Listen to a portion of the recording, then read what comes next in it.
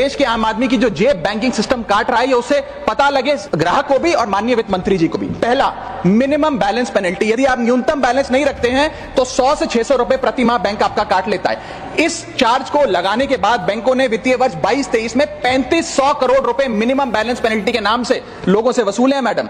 दूसरा charge, extra ATM usage. आपको ATM transaction के लिए 2 से 3 की मोहलत मिलती है, 2 से 3 की इजाजत मिलती है बैंकों द्वारा। अगर आप चौथा पांचवा ट्रांजैक्शन कर लें तो हर ट्रांजैक्शन पे 20 रुपए एटीएम चार्ज आपको देना पड़ता है। इनएक्टिविटी फी 100 से 200 रुपए सालाना, यानी कि अगर बैंक आप बहुत ज्यादा अपना अकाउंट यूज नहीं करते हैं तो बैंक इनएक्टिविटी के नाम पे भी चार्ज लगा देता है। फिर बैंक स्टेटमेंट आप मंगवाते हैं तो बैंक स्टेटमेंट इशुएंस चार्जेस के नाम पर आपसे 50 से 100 रुपए लेता है। फिर आप कहते हैं हमें एसएमएस अलर्ट के माध्यम से मेरे बैंक के खाते में क्या आ रहा है उसकी जानकारी मिले, तो एसएमएस अलर्ट चार्जेस के नाम पर भी प्रति क्वार्टर 20 से 25 रुपए आपसे लिया जाता है। ऑनलाइन पेमेंट करेंगे एनईएफटी की तो ट्रांजैक्शन फी भी ली जाती है। जबरदस्ती आपको पहले लोन बेचते हैं और फिर उसके बाद लोन प्रोसेसिंग फी के नाम पर 1 से 3% लोन अमाउंट का काट लेते हैं। और जब आपकी किस्मत ठीक चल रही हो और आप समय से पहले अपना लोन बकाया जो है उसका भुगतान करने बैंक पहुंच जाएं तो loan pre closure charges, early payment penalty के नाम पर भी बैंक आपसे पैसा वसूलता है। साधारण सा सिग्नेचर बदलवाना हो, नॉमिनी की डिटेल्स बदलवानी हो,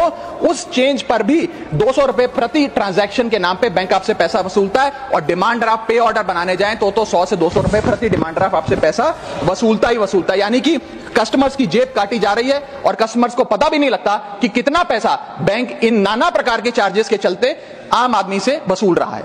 अपने क्वार्टरली या मंथली टारगेट्स पूरा करने के लिए बैंक के एग्जीक्यूटिव मिस सेलिंग करते हैं, गलत प्रोडक्ट लोगों को बेचते हैं। यह भी एक प्रकार का हनी ट्रैप है। मीठी मीठी बातें कर भोले भाले मासूम लोगों को ऐसे प्रोडक्ट्स बेच दिए जाते हैं जिनकी जरूरत उन्हें है ही नहीं। IRDAI, insurance regulatory development authority of India की एक रिपोर्ट बताती है कि 3.5 लाख सालाना कंप्लेंट्स में से 20% कंप्लेंट्स सिर्फ और सिर्फ मिस सेलिंग की, गलत प्रोडक्ट बेचने की उन्होंने दर्ज करी हैं। सेबी की एक रिपोर्ट बताती है कि 30% इन्वेस्टर मिसलीडिंग इंफॉर्मेशन का शिकार हैं। और म्यूचुअल फंड्स की मदर बॉडी जिसे association of mutual fund of India कहते हैं, वो बताती है कि 23%, मैं खत्म कर रहा हूं मैडम, 23% इन्वेस्टर ऐसे हैं जिनके पास वो प्रोडक्ट्स हैं जो उनके रिस्क प्रोफाइल और फाइनेंशियल गोल से मेल ही नहीं खाते हैं। तो मैडम मैं इन सारे जो समस्याएं बताई हैं उसके माध्यम से समाप्त कर रहा हूं। बस इतना ही कहना चाहूंगा कि ये बड़ी बुनियादी समस्याएं हैं जो आज इस देश का एक आम अकाउंट धारक, एक आम आदमी सफर कर रहा है। मैं चाहूंगा माननीय वित्त मंत्री जी इन बुनियादी सुविधाओं का, इन बुनियादी समस्याओं का समाधान दें। आज किसी ग्राहक को सरकारी बैंक में किसी काम से जाना हो तो मान लीजिए उसके ग्रह खराब चल रहे हैं और दिहाड़ी भी खराब होगी। कोई नौकरी पेशा आदमी हो तो ऑफिस से छुट्टी लेनी पड़ती है, कोई स्टूडेंट हो तो प्रैक्टिकल का एग्जाम मिस करना पड़ता है, यहां तक कि साधारण सी पासबुक अपडेट कराने भी जाना हो तो वो भी एक संघर्षशील सफर में तब्दील हो जाता है। मैडम आप जब किसी सरकारी बैंक में घुसते हैं तो ऐसा लगता है कि 80 या 90 की दशक की किसी इमारत में आ गए हैं जहां पे दीवारें उखड़ रही होती हैं, पंखा अपनी मर्जी से चलता है और लाइनें रेल टिकट से भी ज्यादा लंबी होती हैं। इसके बाद जब आप काउंटर नंबर 1 पे पहुंचते हैं तो बताया जाता है काम यहां नहीं होगा, काउंटर नंबर 4 पर जाइए। जब काउंटर नंबर 4 पे जाते हैं तो बताया जाएगा यहां पर भी काम नहीं होगा, फर्स्ट फ्लोर पर जाइए। और जब आप थके हारे फर्स्ट फ्लोर पर पहुंचते हैं तो बताया जाता है कि लंच हो गया है, लंच के बाद 2 बजे आइएगा।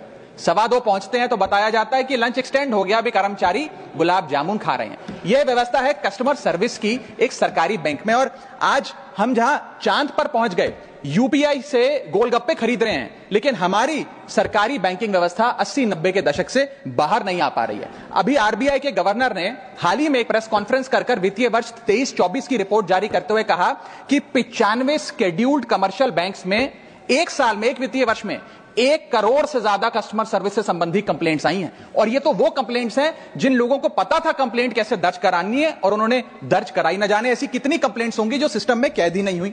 इसी के साथ साथ बैंकिंग कोड और स्टैंडर्ड्स बोर्ड ऑफ इंडिया का एक सर्वे बताता है कि 45% बैंक कस्टमर्स बैंकिंग व्यवस्था से डिससैटिस्फाइड है, असंतुष्ट हैं। और मैं चाहूंगा आपके माध्यम से सरकार के कानों तक ये बात पहुंचे कि डिजिटल सर्विसेज का एक कस्टमर सेटिस्फैक्शन ऑडिट कराना चाहिए सरकारी बैंकों का, कि क्या हमारी सरकारी बैंकों की वेबसाइट का इंटरफेस या मोबाइल एप्लीकेशंस सरल हैं, अच्छी हैं, या कस्टमर्स उससे त्रस्त हैं। दूसरा बड़ी समस्या है रूरल इंडिया के अंदर limited access to banking infrastructure. आइए गांव की ओर चलते हैं मैडम। क्या हमारी बैंकिंग व्यवस्था ग्रामीण इलाकों तक पहुंच चुकी है? नाबार्ड की एक रिपोर्ट बताती है कि 50% of rural India is still suffering from lack of adequate access to banking. Financial inclusion index की आरबीआई की 2020 की रिपोर्ट बताती है कि ग्रामीण भारत में हर 100 में से मात्र 54 लोगों तक ही हमारी बैंकिंग व्यवस्था जैसे तैसे पहुंच पाई है, और 30% से ज्यादा रूरल हाउसहोल्ड आज भी ऐसे हैं जो पूरी तरीके से अनबैंक्ड हैं।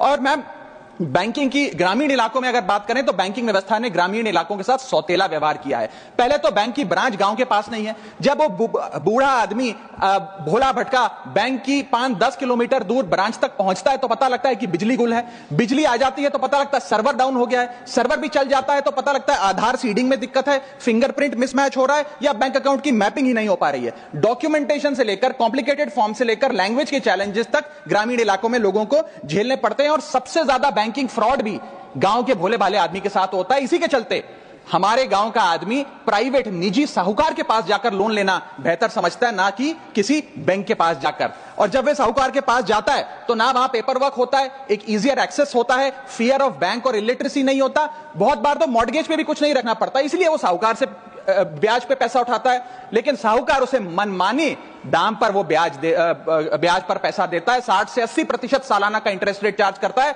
जिंदगी भर के लिए उसकी गुलामी लिखवा लेता है, और वो बेचारा गांव का भोला भाला आदमी डेट ट्रैप में फंस के रह जाता है।